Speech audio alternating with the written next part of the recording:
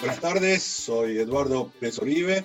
Hoy es el día 20 de mayo del año 2020. Los saludo desde la ciudad de Aventura, aquí en el condado de Miami-Dade, en el estado de Florida, un estado que, por cierto, hoy ha estado en los noticieros del mundo. Le vamos a dar la bienvenida a Mercedes, que la tenemos desde la ciudad de Doral. Hola Mercedes, buenas tardes, ¿cómo estás? Hola Eduardo, ¿qué tal? ¿Cómo están? ¿Cómo están por ahí los que se han conectado desde distintos lugares? Sí, vamos a dejarles unos minutos hasta que se conecten y mientras tanto vamos a dejar una pantalla nuestra compartiendo para que vayan viendo allí, tomando nota de nuestros datos, de nuestro teléfono en el cual se pueden conectar vía WhatsApp. Así que un minuto y ahí está. Se ve la pantalla con nuestros datos, así que gracias a los que se están incorporando a nuestra presentación. Hoy tenemos más de 50 personas registradas, Mercedes. Bueno, ya tenemos 21 participantes, así que se van sumando de a poco. Excelente. Bueno, vamos charlando. Mientras tanto, hoy Claro. vimos el lanzamiento al espacio de esta primera nave que Ujú. permite que la gente viaje al espacio, ¿no? Es Es un un sueño que veíamos, emprendimiento sí, privado y de la NASA, veíamos en las películas de ciencia ficción y ahora es realidad. en realidad. Y este emprendimiento está llevado a cabo por el dueño de Tesla, ¿verdad? Así es. Que es el dueño de PayPal también. Es el dueño de una serie de compañías, entre ellas tiene este acuerdo con la NASA para desarrollar el SpaceX, ¿no? Que es el Vaya desarrollo, emprendimiento.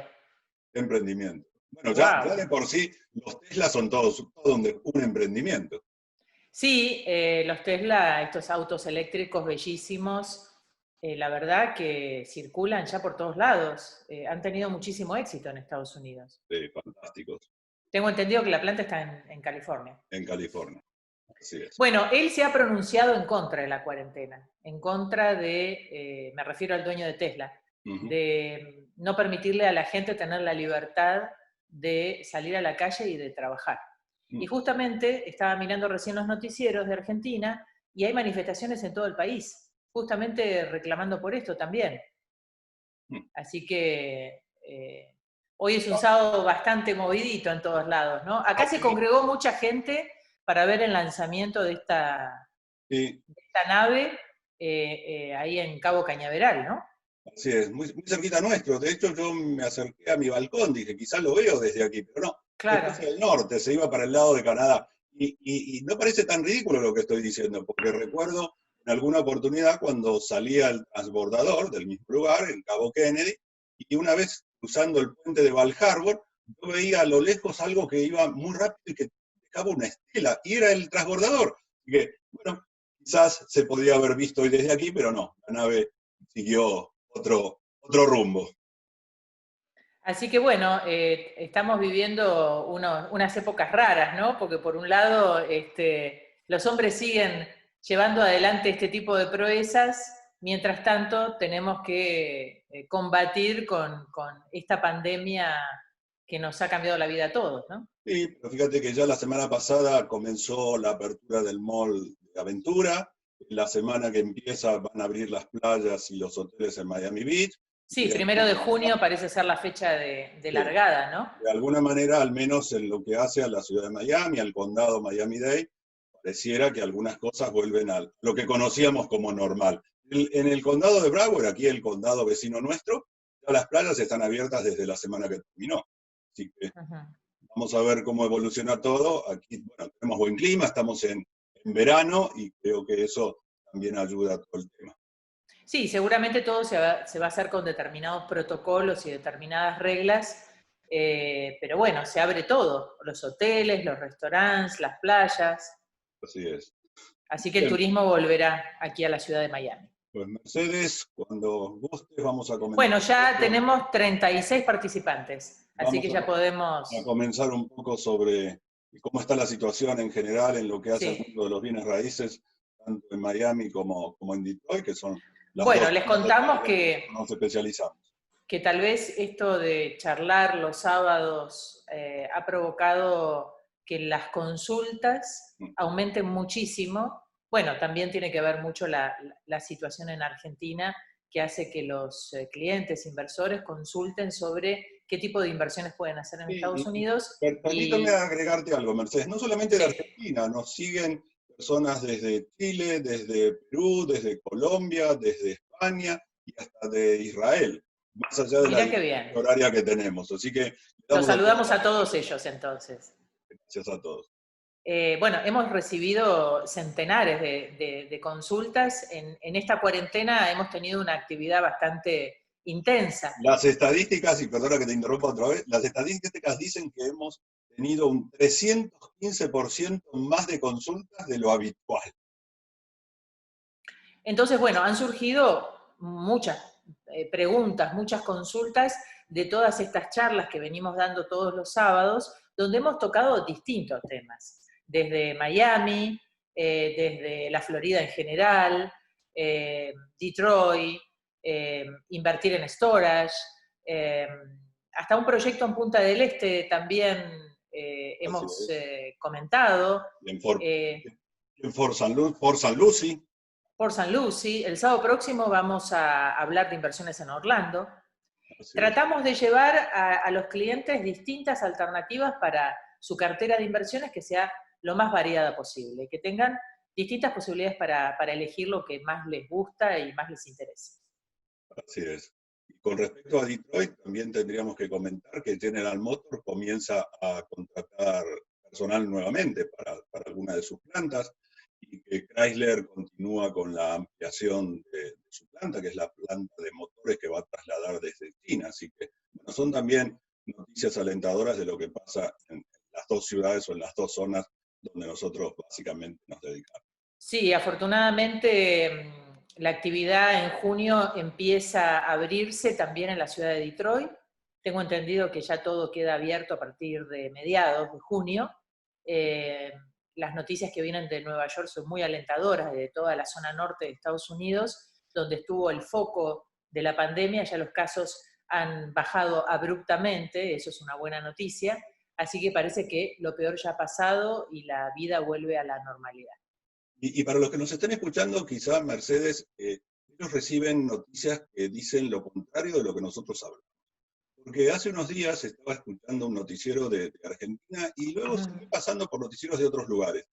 Las noticias que les llegan de lo que pasa en Estados Unidos, la verdad es que es muy diferente de lo que nosotros vivimos en el día a día. No sé, y tú eras la experta en medios de comunicación y periodismo, pero ¿por qué esa búsqueda de esa noticia alarmista cuando la realidad es lo que les estamos contando hoy a todos los que nos escuchan? Bueno, en realidad creo que hay dos motivos, y en este caso voy a hablar de lo que sé que es Argentina. Ujú. Yo creo que, por un lado, está el interés de los medios de tener más espectadores, del famoso minuto a minuto, del rating.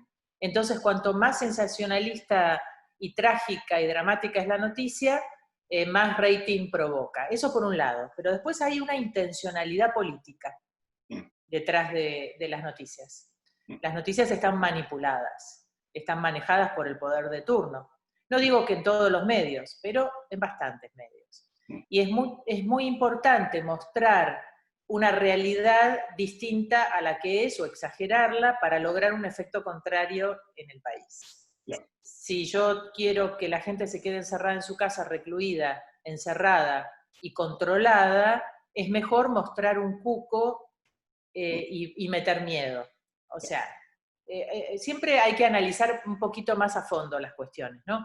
Por supuesto, esto no quiere decir que no haya que tomar recaudos y cuidarse, etcétera, Seguro, etcétera. como de hecho lo hacemos acá. Claro. Después, por ejemplo, el tema del desempleo, que es algo que me preguntan muchos Sí. clientes. Ay, pero ¿qué pasó con el desempleo en Estados Unidos? Bueno, lo bueno es que la pandemia llegó y la cuarentena llegó con un 3% del desempleo en Estados Unidos. O Sí. sea, agarró a Estados Unidos muy bien parado. Pero este desempleo no es real, es un desempleo transitorio. Es un desempleo provocado por la orden de quedarse en casa. Entonces, cuando termine la cuarentena, toda esa gente va a volver a su trabajo. Además, toda esa gente está recibiendo el unemployment, el seguro de desempleo, más una ayuda extra que el gobierno está proporcionando, con lo cual no es que se Sí, quedó en la calle sin recibir nada.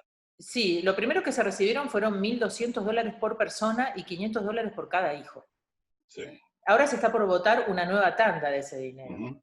Sí. Y paralelamente el seguro de desempleo, que la mayoría de la gente aplicó, no sé cuántos millones de personas, son $600 más 275 de ayuda federal, o sea, son $875 por semana de desempleo. No son las noticias cortadas. O sea, ganan más plata ahora que cuando trabajan. Bueno, de hecho tienen mucho menos gastos. Y también tienen menos gastos, o sea que la situación económica no se ha visto resentida por esta situación, que es transitoria. Por supuesto, se ha paralizado la actividad relativamente. Ford, por ejemplo, se puso a fabricar respiradores. Sí, no toda la actividad se paralizó. No toda, la construcción continuó, por ejemplo. De uno de mis hijos, donde trabaja en una compañía de cemento en Alabama, compañía que tiene 14 plantas en Estados Unidos, y las 14 han seguido trabajando al ritmo de siempre. De hecho, lo vemos aquí, la construcción no se ha detenido en Miami. Por eso, todo es muy relativo y bueno, hay que hablar con la gente que vive en el lugar para saber la realidad, ¿no? Así es. Bueno, ya somos 46. Mercedes. Ya somos 46. ¿Y hay alguna pregunta por ahí? Casi ya estamos todos. Miren, así que vamos a ver.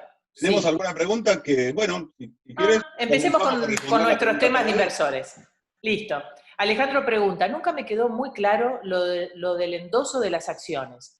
O sea, ¿cómo sería? ¿Acciones al portador sin ninguna validación notarial? O sea, ¿se presenta una persona con un papel o la acción y con eso bastaría? ¿Es suficiente? Explícanos un poquito, Eduardo, cómo funciona esta posibilidad de endosar las acciones de nuestra compañía. Vamos a explicarle a todos los que nos están escuchando, y luego a Alejandro le sugerimos que nos contacte en forma privada, y todo aquel que también lo desee, le explicamos con mucha más profundidad. Las acciones aquí es un documento privado que lo que muestra es la participación de cada accionista en la sociedad.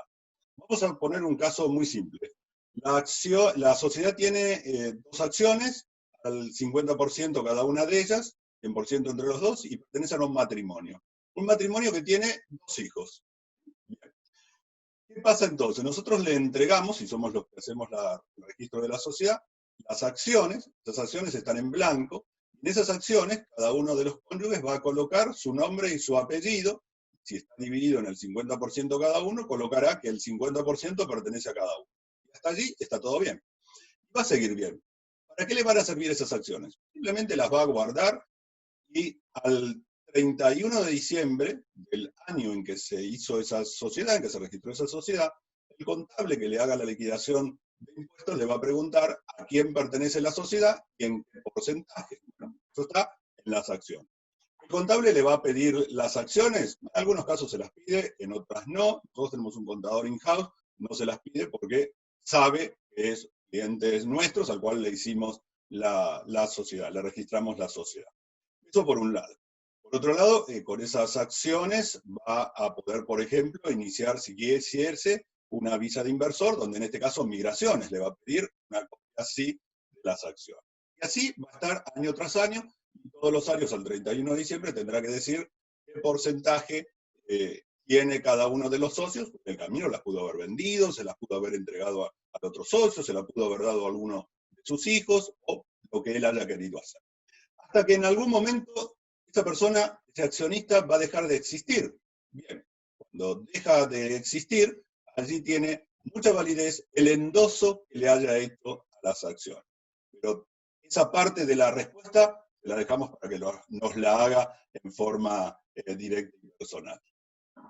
Perfecto, para darle detalles exactamente cómo funciona el endoso, el endoso de las acciones. Claro, y las instrucciones que hay que dejar para... Exactamente.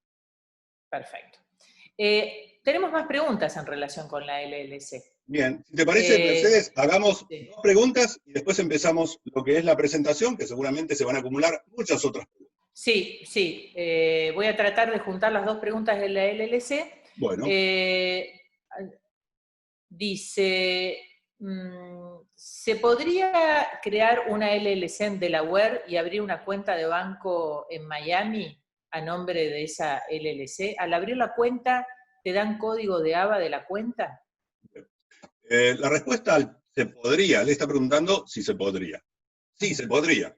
El tema es que cuando abre una sociedad en Delaware y después viene a Florida y abre una cuenta de banco. Y les voy a dar experiencias que he tenido con clientes que han hecho eso. Las sociedades en Delaware no tienen una información tan transparente o tan clara o tan visible como las tiene en Florida. Entonces, esa cuenta de banco, al momento de abrirla, no se la va a abrir de una manera tan sencilla. De hecho, me ha pasado casos donde a cuentas que clientes han abierto en Florida, cuentas de banco, de sociedades registradas en Delaware, luego finalmente se las cerraron. Se las cerraron significa, le cierran la cuenta, le envían un cheque con la cantidad que tenía en su cuenta y no es que el banco se va a quedar con el dinero, pero sí es más dificultoso. Y en verdad, yo les haría una pregunta. ¿Por qué registraría una sociedad en Delaware? ¿Otra pregunta? Sí. Perdón. Si tiene número de ABA, el número del routing, ¿sí? Le van a entregar... Como todas las cuentas. Como todas las cuentas. Número de cuenta y número Exactamente. de routing number. Así.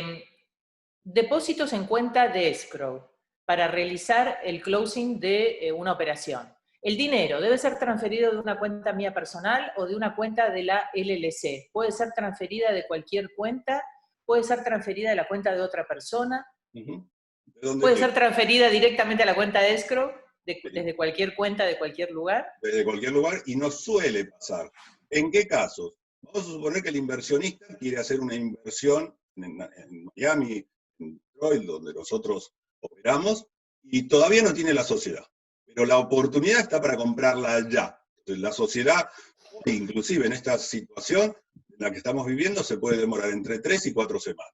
Entonces, no se va a perder la oportunidad. ¿Qué hace? Transfiere los fondos a la cuenta de escrow de la oficina de cierre o de quien sea su abogado que lo va a representar en esa transacción. En el camino se firma la documentación, se hace o se comienza el registro de la sociedad y en el momento del cierre ya tendrá la sociedad el dinero en la cuenta de escrow, todo preparado para poder hacer ese cierre.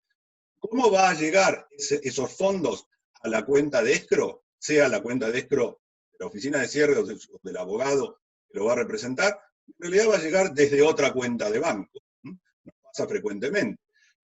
Tiene que ser una cuenta personal, puede ser una cuenta personal, en este caso si todavía no tiene la sociedad no va a ser de la sociedad, puede ser la cuenta de un tercero al que la persona le entregó los fondos y ese tercero transfirió desde su propia cuenta, también. Siempre lo ideal es que se transfiera de una cuenta de banco. Porque podría estar la pregunta, ¿puedo llevar el dinero en efectivo? Bueno, no lo haga, porque en realidad si lleva en efectivo o si ingresa a Estados Unidos con más de $10.000, va a tener que completar un formulario de la IRS. Simplemente lo que va a decir es, estos fondos provienen de la actividad, vendí una propiedad, es de mi profesión, mis ahorros, lo que sea. Lo va a tener que reportar. Perfecto. Alejandro y Rubén, por supuesto, cualquier consulta más que tengan acerca de estos temas. Bienvenidas las preguntas que nos puedan hacer. Ahí abajo tienen nuestros números para que se contacten por WhatsApp y les damos todas las respuestas que se necesiten. Eduardo, ¿querés empezar con la presentación?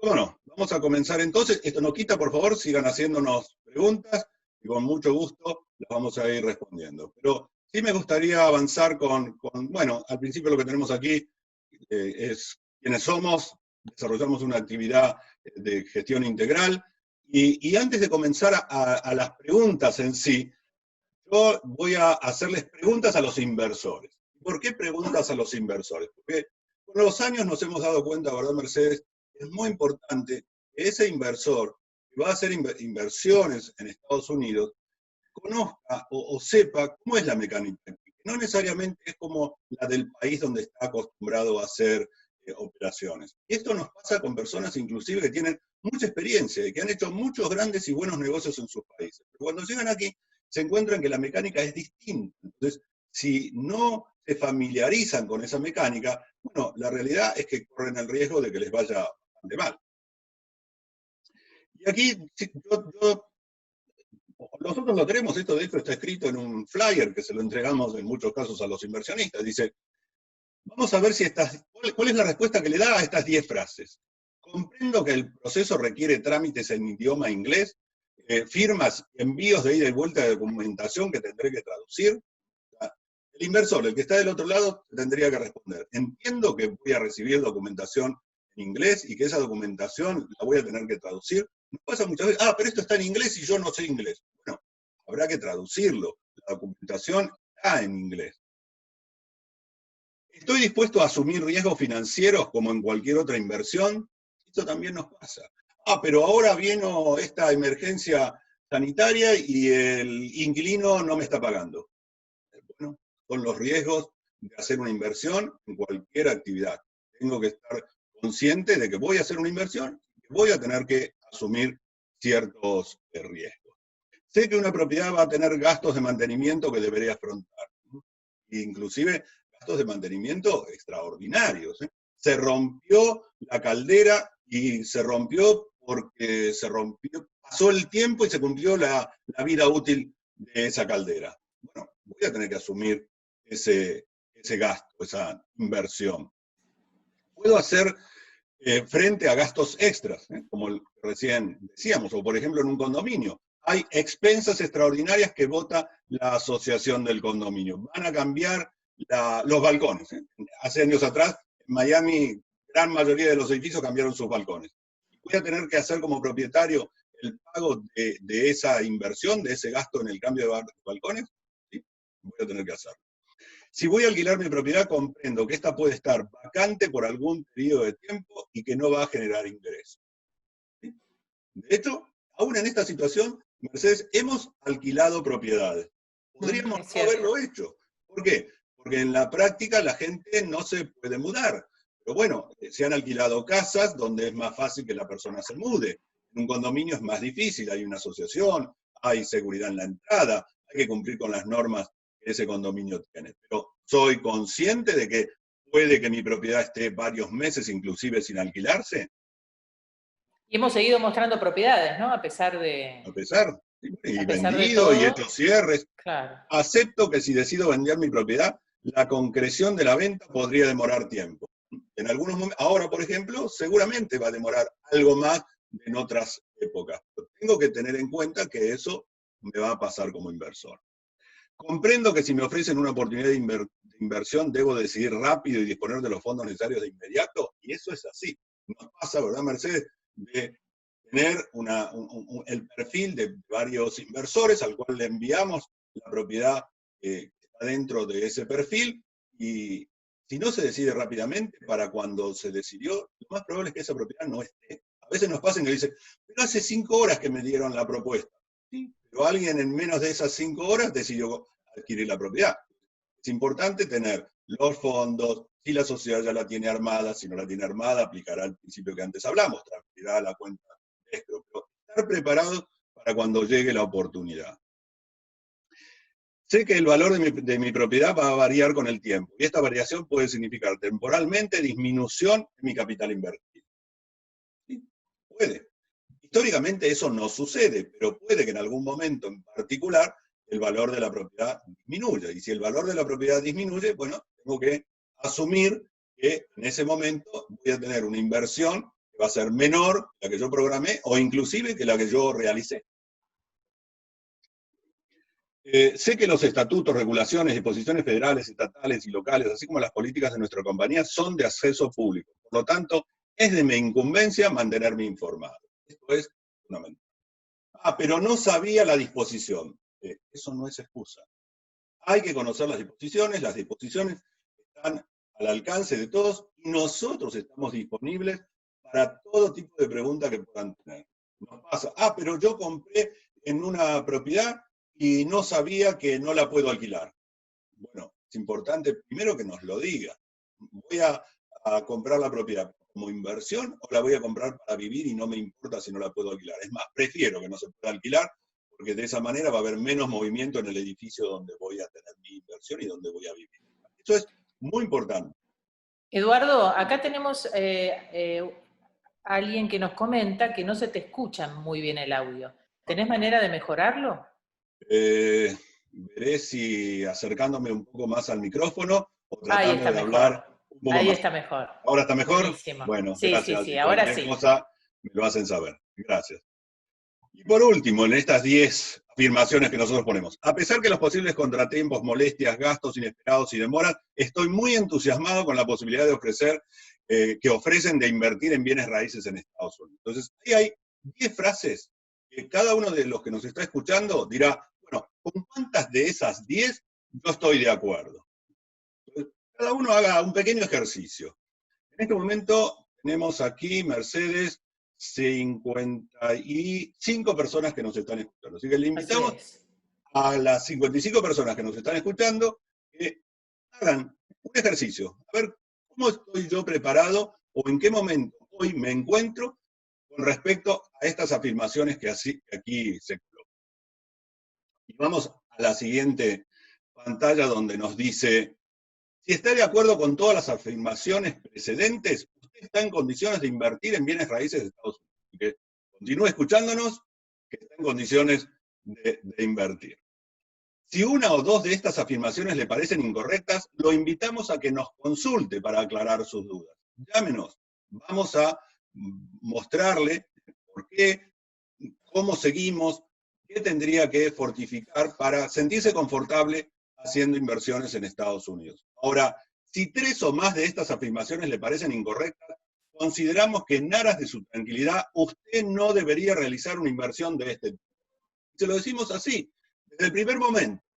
Preferimos que no haga una inversión que finalmente lo va a complicar, porque no está preparado. Prepárese, estamos a disposición de todo aquel que le interese, nos dedicamos a esto desde hace muchos años, soy profesor de bienes raíces, puedo explicarle una y otra y otra y otra vez hasta que se comprenda. Y en nuestros ratos libres nosotros jugamos al Monopoly, como dice Kiyosaki, ¿no? Hay que jugar al Monopoly, en la vida real y en los ratos libres.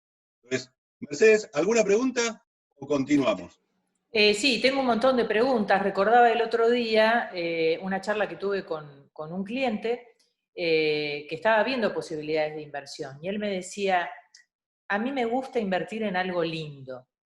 Y yo le decía, ¿es que lo vas a usar vos? Y no, pero me gusta que sea lindo. Y le digo, pero mirá que lo lindo es lo menos rentable. A veces es incompatible, lindo y rentable. Claro, entonces me dice, prefiero sacrificar rentabilidad, pero que me guste la Bien, propiedad que compro. bien, Entonces yo pensé, es importante que el cliente exprese realmente su deseo para que completamente. uno lo satisfaga. ¿Por qué voy a llevarle yo la contra? Yo puedo asesorarlo, ¿no? Pero también el cliente Así es, puede tener una elección de su inversión. así es. Es lo primero que nosotros hacemos, Mercedes, analizar, ¿verdad? Estudiar cada uno de los clientes en particular. Mira, mira qué bien, Mercedes. Cuando comenzamos a hacer estas preguntas, había 55 personas.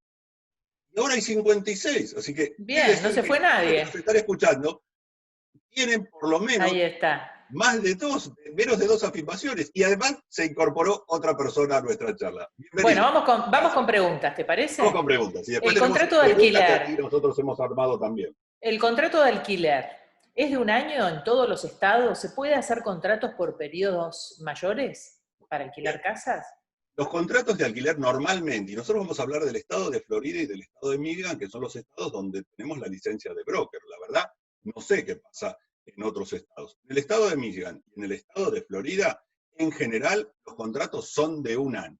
Pero puede que sean hasta de más. Por ejemplo, si es en un condominio y el condominio dice que el contrato de alquiler es mínimo de 2 años. O puede que nunca se pueda hacer un contrato de alquiler, y como antes mencionábamos en un ejemplo, tenemos un condominio que dice, aquí nunca se puede alquilar. Pero lo habitual, lo usual, es que sea de un año. ¿Eso lo dice alguna disposición, alguna ley, algún estatuto? No. Eso lo dice la práctica y la limitación que pueda estar dado por las asociaciones.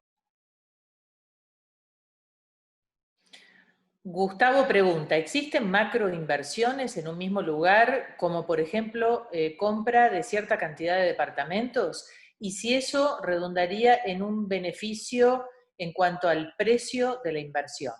Sí, podría comprarse un edificio entero. De hecho, estamos en una transacción de un edificio de 16 unidades en Detroit, lo compra entero, en bloque. O sea, puede comprar, y eso lo puede hacer en un edificio, lo puede hacer en un barrio de casas, lo puede hacer en inversiones comerciales, lo puede hacer con locales, con warehouse, por ejemplo. El, estaba buscando la palabra warehouse, serían los depósitos.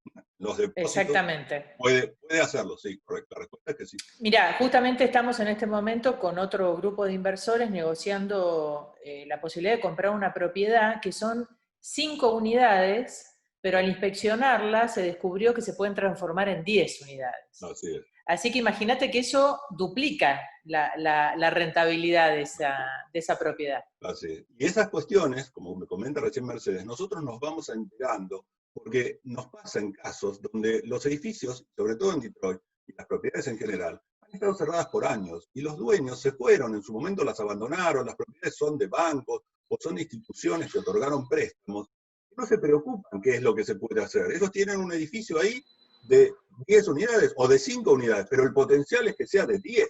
Entonces, eso es lo que nosotros hacemos cuando vamos a las diferentes visitas a la ciudad, a los sitios, a las municipalidades, para saber qué se puede hacer y si hay algún cambio en la zonificación. Como contábamos en el caso Mercedes cuando presentábamos en la zona de Broward, aquí en Florida, que justamente en la ciudad de Hollywood hubo un cambio de zonificación y donde hoy hay una casa se puede construir un multifamily. Alejandro nos pregunta, ¿los precios de los departamentos están en baja? Supongo que pregunta por Miami. En Miami sí, dependiendo de las zonas. Estarían en baja o con una tendencia a la baja en las zonas de la playa, en Brickell, en el downtown, pero hay otras zonas donde están creciendo. La zona sur, Sí, depende de las áreas, pero yo he visto haciendo un relevamiento en distintas áreas, buscando propiedades para inversores, que se están acomodando los precios y están bajando un poco. No son unas bajas así abismales, pero hoy se pueden encontrar mejores precios que hace un año, por ejemplo. la tendencia en Florida, en Miami y sus alrededores, es hacia la baja. No va a haber una explosión de una burbuja inmobiliaria, no pensemos que va a pasar como en los años 2007-2008, eso está muy lejos de suceder. ¿Podemos avanzar, sí. Mercedes, un poquito más? Sí, cómo no. Bueno, vamos a dedicarle entonces hoy a preguntas y respuestas, que es lo que venimos haciendo, y vamos a poner aquí algunas que nos suelen preguntar, las más frecuentes, quizás la primera de todas.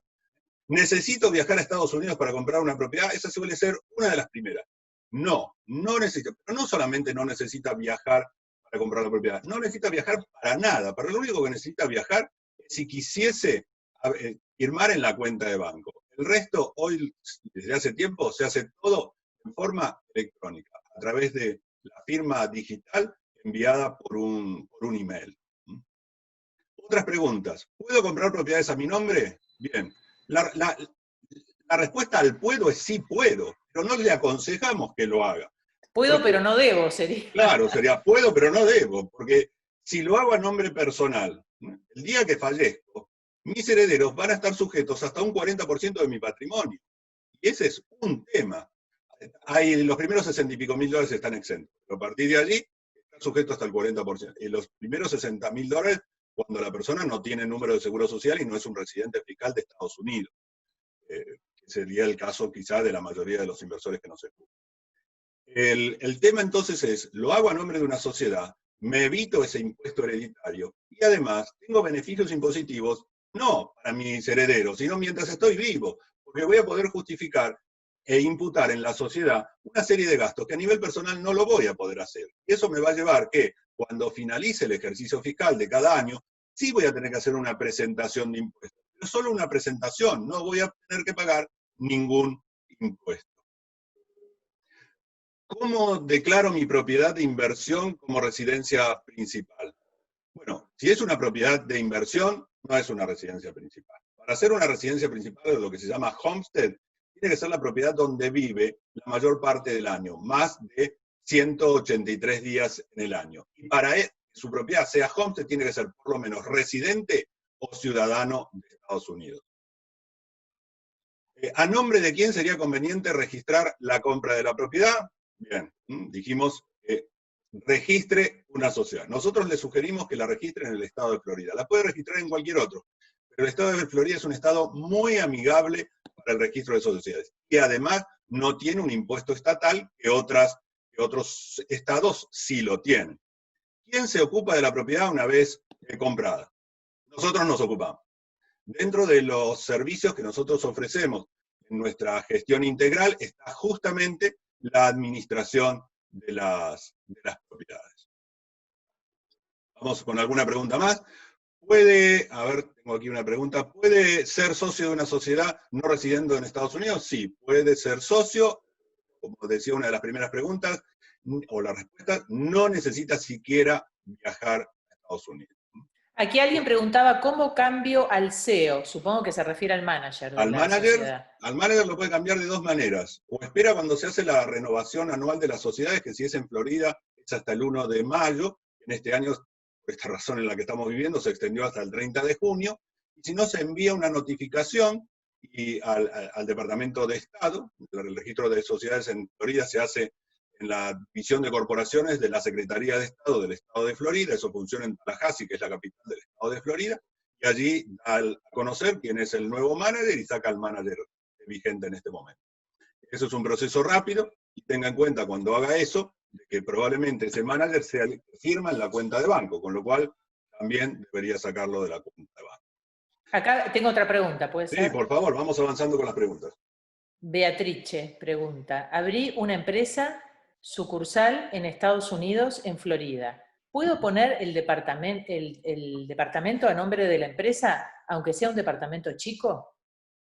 Estamos hablando de un departamento aquí en Estados Unidos, ¿sí?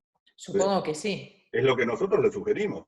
Si tiene una propiedad en Estados Unidos, no la tenga a nombre personal, téngalo a nombre de una sociedad. Tenga en cuenta que, y este quizás es un dato que lleva a confusión, las sociedades en Estados Unidos se registran para todo fin no prohibido por la ley. Ejemplo, voy a armar una sociedad en Estados Unidos porque me voy a dedicar a vender computadoras. Bien, ¿qué va a decir el propósito de esa sociedad? No va a decir que se dedica a vender computadoras, va a decir que se dedica a todo fin no prohibido por la ley. Eso quiere decir que si con esa sociedad, con la cual hoy me dedico a comprar y vender computadoras, mañana quiero comprar una propiedad, ¿la puedo colocar a nombre de esa sociedad? Sí, la puede. Lo que le sugerimos es que no lo haga. Cree otra sociedad, que es un proceso muy sencillo como le estamos mencionando. ¿Por qué no lo haga? Porque si no pone en riesgo, y aquí el tema de los riesgos es muy considerado, que toda la actividad que desarrolle con su compra-venta de computadoras en la propiedad. Entonces, en la práctica lo puede hacer, nada se lo impide. Lo que le sugerimos es, tenga su sociedad con la cual lleva adelante una actividad comercial, tenga otra sociedad en la cual registra su o sus propiedades. Y si cometí el error de comprar una propiedad en nombre personal, ¿lo puedo solucionar? Sí, antes de venderla, porque si no, nos suele pasar que se acerca a nosotros gente que tiene propiedades a nombre personal, vende la propiedad y después la IARES, a través de la oficina de cierre, le retiene el 15% del valor de la venta, sin importar si ganó o perdió, hasta que hace la presentación de impuestos. Sí, lo que le sugiero es, si ya tiene una sociedad, haga el traspaso a la sociedad, y si no la tiene, cree una sociedad, y tiene dos formas. O hace una venta normal, con un guarantee deed, o hace lo que se llama un... Repetí, Eduardo. Sí. Repetí porque se cortó un poco el audio. Ah, ¿Cómo hace para traspasar de su propiedad de nombre personal a su compañía? lo puede hacer de dos maneras. Lo hace probablemente de la misma manera que la compró, que fue con un guarantee deed, con una oficina de cierre, de título, o lo hace con lo que se llama un quick claim deed. Es un documento que se lo puede preparar un abogado, que lo que hace es trasladar. ¿Qué tiene que tener en cuenta? Si cuando lo hace a través de un quick claim deed, el seguro de título que tiene sobre esa propiedad se lo va a poder trasladar a la sociedad que ahora va a ser la dueña. Si no, haga un guarantee deed. Es un proceso simple que no va a requerir de una gran inversión. De hecho, un quick claim deed le puede costar entre 200 y 500 dólares. Perfecto. Bueno, seguimos, pregunta? Eduardo. Bien. Sí, seguramente tenemos, pero no, si no, si sigo haciéndote tantas preguntas, no vamos a llegar, no vamos a llegar. Perfecto. ¿Necesito entonces estar en Estados Unidos? Es una pregunta que nos hacen muchas veces y nosotros muchas veces la respondemos. No, no necesita estar en Estados Unidos.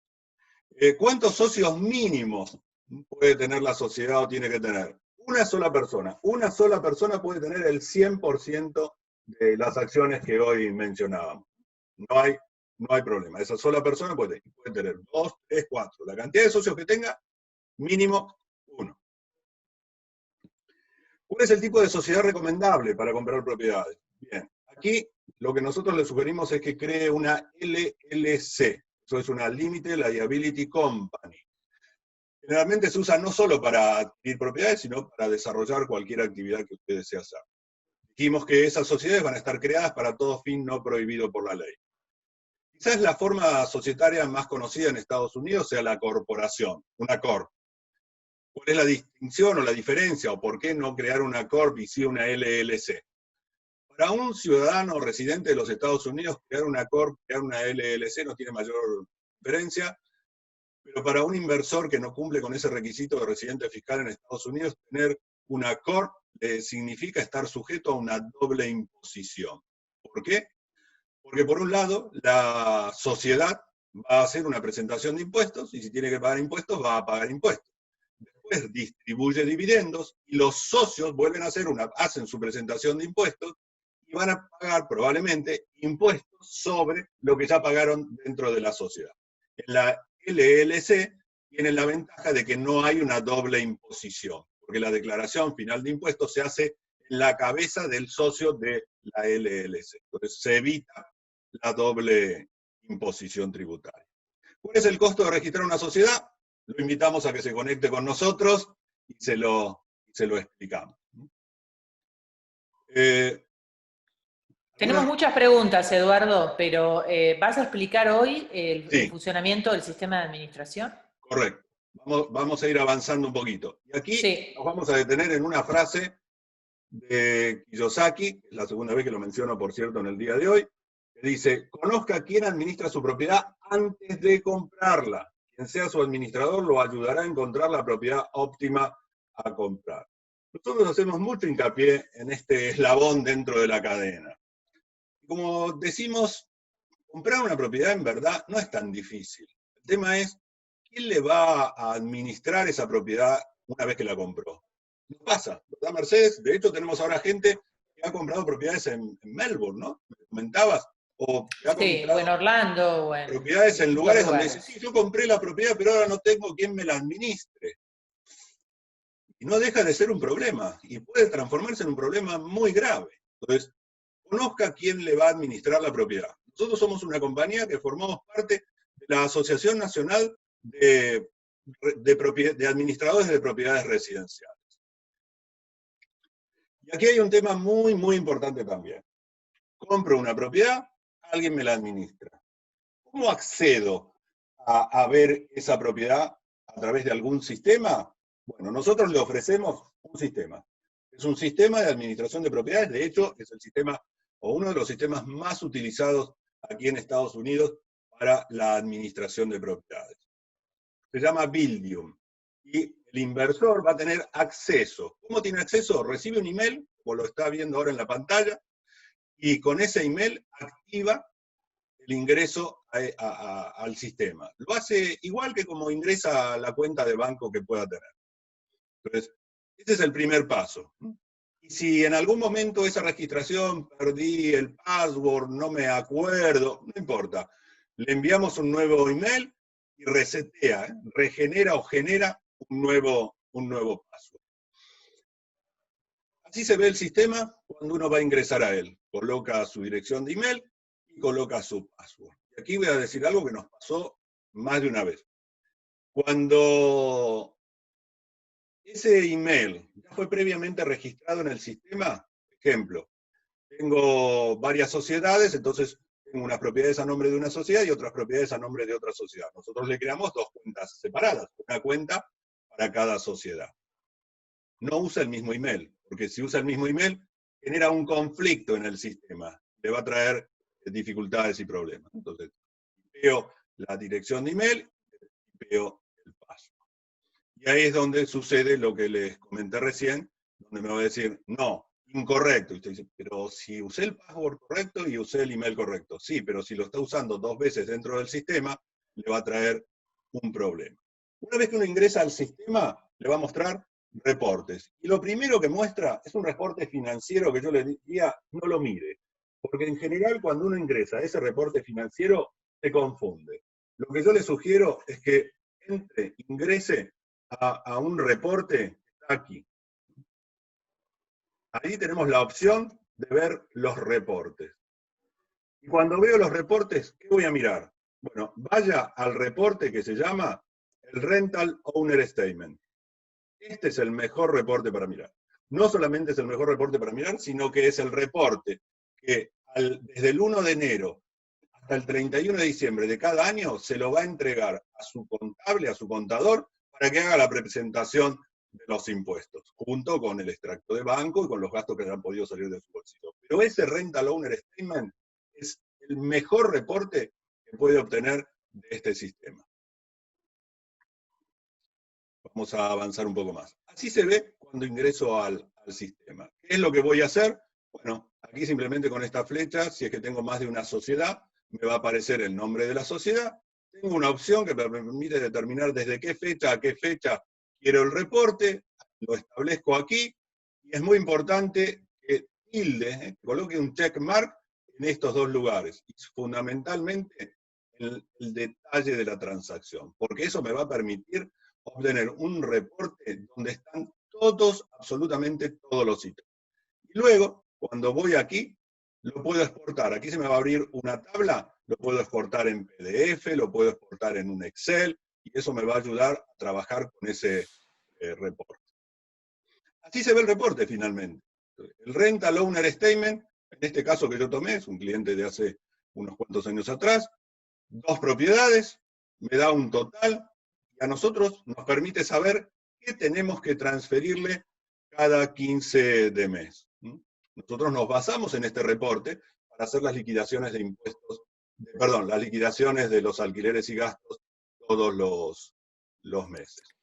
Y aquí es el valor. En este caso no teníamos nada para transferir, pero ahí es donde nos va a decir qué tenemos para transferir en cada caso. Tenemos ahí una persona que dice que levantó su mano. A ver, espera que estoy contestando a alguien una pregunta. Ahí está, ya está. Levantó mano, a ver.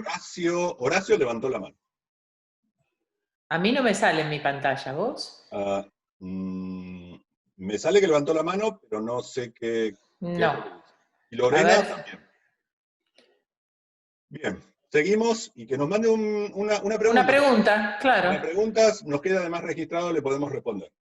Así se ven los Rental Owner Statement. ¿Qué tengo en el Rental Owner Statement que lo hace tan interesante? Bueno, por un lado veo los ingresos, los resúmenes de todos los movimientos. Y también lo que es gastos y cómo están clasificados, del banco, comisiones, corte del césped, los management fee, lo que hace a la comisión por un nuevo contrato, el property management por haber activado la propiedad. Eso me da un total de expensas, por aquí me había dado un total de ingresos, si tuvo reparaciones, cuánto fue el fee que pagué, y finalmente cuánto habrá sido mi neto, el total de expensas y mi neto. Entonces, esto me ayuda mucho, yo lo puedo tener por el periodo que quiera, el sistema me permite decidir, lo quiero tener desde el 1 de enero al 5 de enero, nada más que los primeros 5 días lo puedo tener. Lo quiero tener para todo el año, lo puedo tener para todo el año. Vamos a avanzar con el sistema, la presentación entonces del Rental Owner Statement. Mire con qué grado de detalle, me dice qué día lo hice, a qué dirección pertenece, quién es el nombre del inquilino, qué mes me está pagando, cuánto es el total. Y aquí voy a ir llevando el acumulado de cada una de las transacciones. Y así lo voy a tener por cada propiedad y en el total de los ingresos. Y además lo puedo sacar, si quisiese, por cada propiedad como reporte independiente. Puedo sacar un consolidado como es este, puedo sacar un detalle por cada una de las propiedades que tengo. Entonces, aquí tengo todos los ingresos, todo lo que es ingreso. En qué mes, a qué correspondió. Aquí, por ejemplo, tenemos, miren, era una propiedad alquilada al plan 8, a la sección 8 del gobierno. Entonces, el gobierno le paga, ahí se lo está indicando. ¿Llegaron preguntas de las personas que levantaron la mano, Mercedes? No, lo de Horacio levantó la mano, pero fue porque tocó por error. Tengo algunas preguntas, sí, que nos han quedado pendientes, pero no están relacionadas con la administración, así que... Bien, lo invitamos a que nos... Podés continuar. Bien. Y así tenemos toda la parte de los ingresos. Fíjese como aquí dice, si es de la sección 8 del gobierno, nos aclara que es de la sección 8 del gobierno. Si hubo un ajuste, la sección 8 del gobierno envió un ajuste. Primero envió un pago y después envió un ajuste. Había un pago de $1.300 y después hubo un pago ajustado de 474. Entonces tengo día a día. Aquí no hay nada que quede sin haberse imputado. Bueno, se Día a parece día. mucho al sistema del banco, ¿no? Online. Claro, tengo la posibilidad de exportarlo en un Excel, con lo cual luego nos pasa. Pero yo quiero hacer el análisis de cuál es la rentabilidad de la inversión que yo hice. Aquí lo tiene, saque la información, la pasa a un Excel, lo relaciona, hace el cálculo, cuánto significa el ingreso en relación a la inversión que hice, lo prorratea, hace el manejo en el tiempo. Es excelente. Y esto me va a dar entonces cuál fue el total de ingreso en el periodo que yo estoy considerando. Y por otro lado, comienzan todo lo que son los egresos, los gastos, management fee de cada uno de los meses. Por ejemplo, así empezó este reporte.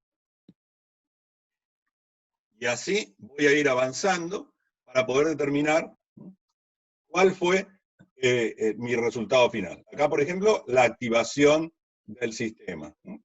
Es un honorario que nosotros cobramos cuando tomamos la propiedad para administrar y la activamos en el sistema. Había 2 propiedades, aquí están las dos activaciones. Hubo reparaciones, se hicieron reparaciones, hubo owner draw. Este es un dato muy importante, porque el owner draw lo que me está diciendo es que le estamos transfiriendo ese valor. En este caso, en esa fecha, 14 de junio, le transferimos a la cuenta del inversor $3.107.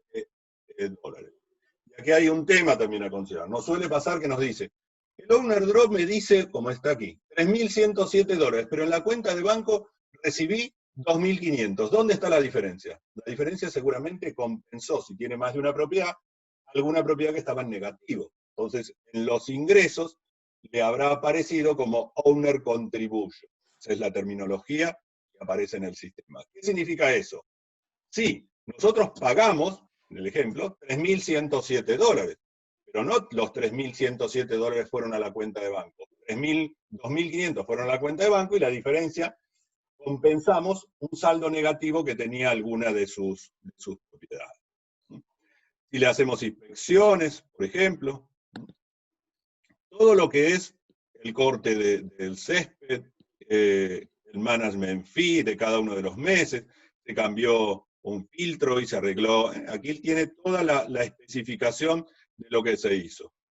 Entonces, este es un documento fundamental para el que está del otro lado y necesita saber qué pasa con su propiedad, cuál es el movimiento, dónde están los números vinculados con su inversión. Aquí los tiene. Y así seguimos. Fíjense la cantidad de ítems que vamos a encontrar aquí, y todos, cada uno colocado con su día, la dirección a la que pertenece, qué es lo que se hizo, a qué cuenta fue imputado, cuál fue el concepto por el cual se incursionó en ese gasto. Esto lo hacemos a todas las propiedades permanentemente. Aquí, por ejemplo, nosotros nos ocupamos de hacer el pago de los impuestos a las propiedades. En este caso, este año. Bueno, aquí está. Nos ocupamos del dinero de las alquileres, se paga los impuestos a la propiedad. Y así vamos, como lo pueden ver, en cada uno de los renglones que allí aparece. Bien, en este caso, por ejemplo, el propietario de esta unidad vivía en Singapur. Entonces, el banco nos cobraba un cargo, que aquí también le va a aparecer. Normalmente, si es dentro de una cuenta en los mismos Estados Unidos, no existe ese cargo. Pero en una transferencia, como en este caso, era a Singapur, había $45 fijo, sin importar la cantidad de dólares que se transfería. Así nos ha pasado con inversores a los cuales les transferimos a sus países, donde nos piden que les transfiramos cada 3 meses. ¿Para qué? Para no tener todos los meses un costo que va entre $35 y $45 según el banco que le transfira. ¿Preguntas, Mercedes? Se nos pasó rapidísimo el tiempo. Sobre administración, no. Bien. ¿Sobre qué propiedades? Perdón. Bueno, sobre por ejemplo, aquí Horacio nos pregunta, tener Social Security, pero no no ser residente, o sea, tiene el social, pero no reside en Estados Unidos. ¿Ayuda en algún aspecto el proceso de la compra o de creación de una sociedad? Para la creación de la sociedad puede ser el manager y registra la sociedad con su número de seguro social y luego abre la cuenta de banco con su número de seguro social. Los que no tienen número de seguro social, en la creación, en la obtención de la IRS, usamos nuestro número de seguro social. Cuando abrimos la cuenta de banco, para ese inversor, también usamos nuestro número de seguro social. Horacio en este caso tiene seguro social, no vive en Estados Unidos, debería tener una dirección para poder poner en la LLC y en la cuenta de banco, una dirección en Estados Unidos. Correcto, eso de todas maneras lo necesita, y necesita tener un agente registrado en la sociedad, y esa es una persona que físicamente vive en los Estados Unidos, que no tiene injerencia en la sociedad, y que va a cumplir la función de recibir notificaciones oficiales. Pero sí, el número de seguro lo beneficia para eso, y en realidad lo perjudica para algo. Lo suele perjudicar cuando va a obtener un crédito si su número de seguro social no tiene un buen récord de cumplimiento de pagos. Porque para alguien que tiene un número de seguro social, cuando una institución financiera le va a otorgar ese préstamo o aplica para la otorgación, el otorgamiento, le va a chequear ese número de seguro social. Si no tiene número de seguro social, en realidad es más fácil, porque va a presentar 3 cartas de referencia, una carta del contador, y va a mostrar que tiene dinero en su cuenta. Pero en líneas generales es preferible que tenga un número de seguro social. María Estela pregunta, ¿qué gastos paga una sociedad cuando se vende una propiedad que está a nombre de esa sociedad? Paga los gastos de cierre, y en verdad podría ser mínimo, si no contrata los servicios de un abogado, va a pagar el prorrateo de los impuestos que le corresponde hasta la fecha en la que vende, y va a pagar las comisiones si interviene una compañía de bienes raíces. Yo creo que la pregunta de María Estela va por otro lado. Me parece que tiene que ver, creo yo, con algún tema vinculado a impositivo de ganancias o algo así. Bueno, no, ese es un tema a tener en cuenta. Si hizo las cosas bien desde un principio, año a año va a acumular pérdidas, porque así como la sociedad se constituye para todo fin no prohibido por la ley, la IRS, el ente recaudador impositivo, considera que durante los primeros años su sociedad dio pérdida. Entonces, como considera que dio pérdida, haga que dé pérdida legalmente. ¿Cómo hago que dé pérdida? Gastos. Me fui a cenar con un cliente, viajé para hacer negocios de mi sociedad en Estados Unidos. Acumulo pérdida, todo desde el punto de vista y cumpliendo con las leyes, y finalmente cuando venda la propiedad, todas esas pérdidas que acumulé me va a minimizar el impacto de la venta, de la ganancia que genere la venta. ¿Qué es lo que tengo que hacer? En el año en el que vendí la propiedad, bueno, haga muchos gastos imputables a la sociedad, y así minimizará el impacto impositivo. Acá pregunta Gustavo, ¿es conveniente si se hace más de una inversión abrir la cantidad de empresas por inversión o todas las inversiones pueden estar en una misma compañía? Si vamos a la pureza total, debería abrir una sociedad, por ejemplo, por cada propiedad que compre. Pero eso sería muy poco práctico. Si va a comprar varias propiedades, usted calcule su riesgo y abra una sociedad en función del riesgo que calcula. Ejemplo, ¿cuántas propiedades por sociedad es lo que vos aconsejás? Ejemplo, voy a hacer una compra de 10 propiedades, bueno, quizá tenga, dependiendo del valor de cada propiedad, tenga 2, 3 propiedades en cada sociedad. De esa manera, ¿qué estoy haciendo? Estoy limitando el impacto que me puede ocasionar que mañana me hagan un juicio contra una de las sociedades.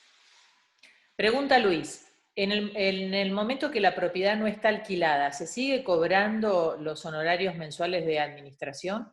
No, nuestros honorarios de administración es el 10% del valor de la propiedad alquilada, con lo cual si no está alquilada, no le vamos a cobrar ese honorario, pero sí le vamos a cobrar un valor fijo, que es lo que nos permite, por ejemplo, verificar que todo esté en orden.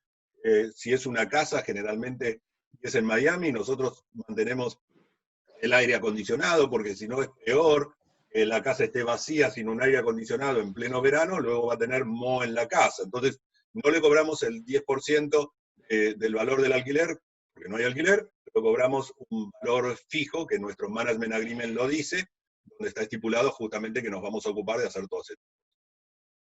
Luis pregunta, ¿el depósito en garantía aparece en el rental statement? Sí. ¿O eso queda en una cuenta aparte? Esta es una pregunta también que me están haciendo varios clientes. Buena pregunta. Nosotros la colocamos en el rental owner statement, a no ser que esa propiedad se haya comprado alquilada. Y si se compró alquilado, el depósito le va a aparecer en el HAT1, en el documento de cierre. En el momento de cierre es donde le están haciendo un crédito, el vendedor le hace un crédito por el depósito de garantía, entonces ya lo tiene directamente en el Rental Owner Statement. Perdón, en el HAT1. O sea que el cliente ya recibió cuando compró la casa alquilada ese depósito. Exactamente, generalmente es así. Ahora, Sí, si es un destino que claro. buscamos posteriormente a esa fecha, colectamos el depósito de garantía y el último mes, que en Miami, por ejemplo, se colecta, y va a aparecer en el Rental Owner Statement como un ingreso. No sé si en esta particularmente lo tenemos, lo tendría que fijar, pero lo volcamos al sistema como un ingreso. Pregunta Lorena, ¿sí o sí hay que pasar gastos a la empresa para que no genere gastos futuros en la venta? Bueno, yo le diría, aquí en una charla donde luego va a estar publicada en YouTube y en demás, no es que debería, tiene que imputar aquello que realmente es un gasto de la compañía. Ejemplo, vivo en Lima y me voy a ir a Roma. Ese viaje, ¿lo puedo imputar como gasto de la sociedad? Si ese viaje usted lo va a hacer con fines de buscar un negocio para su sociedad en Estados Unidos, sí. Ahora, ¿quién sabe que ese viaje realmente es un viaje de negocios? Usted. Que cada uno sabrá que lo que imputa realmente es imputable como gasto de la sociedad. Claro, pero hay gastos que uno no imagina que los puede imputar a la sociedad y sí puede hacerlo. Por ejemplo, me compro una computadora nueva o cambio el celular, ¿Sí? o, El gasto mensual del celular también. por ejemplo, Uh-huh. cualquier tipo de viaje, hoteles, traslado, Cenas, me cenas. fui a cenar y esa cena la hice con un potencial cliente de mi sociedad en Estados Unidos. Bien, excelente. Todos los gastos de taxes que uno paga, de property tax por la propiedad, también es un gasto de la compañía, ¿verdad? Sí, y los intereses de una deuda también. Ajá. Y el mantenimiento o expensas del edificio También. y los arreglos que Sí. se hacen en la propiedad, los gastos de administración. O sea, son muchos los gastos que se pueden imputar a la compañía. Además hay otro gasto que no hemos mencionado y es la depreciación que tiene la propiedad. Las propiedades residenciales se deprecian en 27.5 años, por lo cual una 27.5 partes del valor de la propiedad año a año lo va a estar reflejando como un gasto de la sociedad. Gustavo dice, ¿puede haber meses de gastos extraordinarios que superen lo percibido por el alquiler? ¿Sí? Por ejemplo, cuando es el pago de los impuestos. Por ejemplo, en Miami el pago de los impuestos, si lo hace en noviembre, tiene un descuento del 4%, si lo pagás en marzo, que no tiene ningún descuento. Entonces, ¿qué hacemos nosotros? Como ya sabemos que va a pagar el impuesto, no le transferimos el mes, por ejemplo, de septiembre. O si es un pago de impuesto tan grande que que va a necesitar 2 meses, no le transferiremos agosto, septiembre, octubre, los meses que haga falta. Si es un imprevisto, le vamos a pedir que nos adquieran los fondos para poder hacer frente a ese gasto. Perfecto. A ver, estoy buscando más preguntas. ¿Podemos seguir un poquito más, Eduardo? ¿O estamos ya al límite? Por nosotros podemos seguir un poco más, ya nos hemos pasado del tiempo. Tenemos 56 Si participantes nos y siguen muchísimas escuchando, preguntas. no hay problema en que nos avancemos unos minutos más. En Así general, que lo que sí, tratamos es de cortar a la hora exacta, pero avancemos sobre alguna pregunta más. totalmente. A ver, sigo buscando preguntas. Si se compra, pregunta Roberto, si se compran propiedades entre varios socios, ¿es fácil el trámite para cambiar de accionista para vender su parte? Simplemente endosan la acción como endosaría un cheque. Es un documento privado, yo soy el dueño del 5% de su sociedad. Y ahora no lo quiero más y se lo voy a vender. Firmo atrás de mi acción que dice que soy el dueño del 5%, se la entrego, dejé de ser dueño del 5%. Perfecto. A ver, me voy a preguntas y respuestas. Lorena pregunta, ¿conviene sacar un crédito privado a 5 años y pasar los intereses como gastos de la empresa? Probablemente conviene. De hecho, tenemos clientes que, habiendo hecho eso, han capitalizado enormemente su inversión original. Pero eso va a requerir de un análisis particular. Lo va a hacer en Miami, lo va a hacer en Detroit, cuál es la situación y fundamentalmente cuál es la proyección de capitalización que tiene esa propiedad. Pero es algo que lo hemos hecho, lo hacemos habitualmente. Los créditos privados suelen ser más rápidos de obtener Inmediato, para no perderse en el momento. oportunidades, ¿no? En cambio, si uno se mete en un préstamo bancario, bueno, ya lleva mucho más tiempo y... Lo que siempre decimos, Mercedes, si para comprar una oportunidad va a recurrir a un préstamo de una institución bancaria, la verdad es que se le va a ir la oportunidad, porque la oportunidad requiere inmediato y los préstamos bancarios se van a demorar 30 días para analizar si le van a dar el préstamo o no. Pregunta Germán, si yo nunca tuve acciones en papel de mi compañía, ¿cómo hago para endosarlas o vender mi parte de una LLC? Quien le hizo la sociedad le debería entregar las acciones, y si no se las entregó, se las pide, y si no sabe quién es o ya no está, nos avisa y le hacemos un libro de acciones. Perfecto. Y si a alguien se le perdió las acciones, también. No se preocupe, esta acción, si el día de mañana se me pierde, dejo de ser el dueño de la propiedad, de la sociedad. No es así. Lo mismo pasa con los títulos de propiedad. Se perdió el título de propiedad, ¿qué hago? Nada, en el mismo sistema y por internet se baja otro. Eduardo, después lee el mensaje para vos de Pablo, un cliente tuyo que habla muy bien de tu trabajo. Así que ahí Gracias, va. Pablo. A ver, vamos a buscar más preguntas.